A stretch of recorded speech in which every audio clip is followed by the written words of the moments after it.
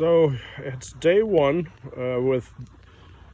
this is Ben. Ben's the new addition. It's a 1948 International Harvester ID6. It's a diesel industrial version. So I don't really know where to start.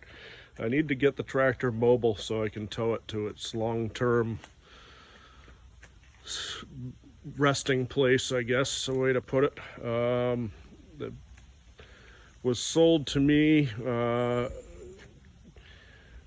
with an understanding or with a notion that the engine is frozen, and that may be. What else is frozen is the rear end, not the axle ends, but the differential, and the transmission seems to be jammed up. And what I did find was a crack in the lower housing, and I'll show you a picture of that right here. Where are you? There she is. Now that doesn't seem like a structural crack, but what it did was it let all the fluid, the lubrication, the hydraulic fluid or whatever, out of the rear end. Looks like they also drained it at one point. So I'm guessing that's pretty well cooked in there. So I guess one thing I need to do is I have to get these tires off, and possibly the extenders. Try to get one tire on this side inflated.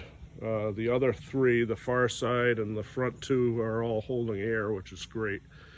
And then I need to be able to free up the transmission or free up the clutch so that I can get this thing towable.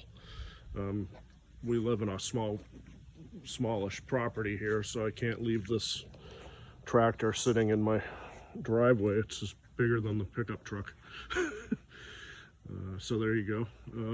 So the other thing is, originally this tractor had a loader on it, and it has this huge Vickers pump. I guess it's maybe a vane pump mounted on the front side here, as well as hoses, a control valve, and the operating lever and plate bolted to the rear top plate, the rear end. So I'm not going to be using that stuff on this tractor. The loader's gone anyway.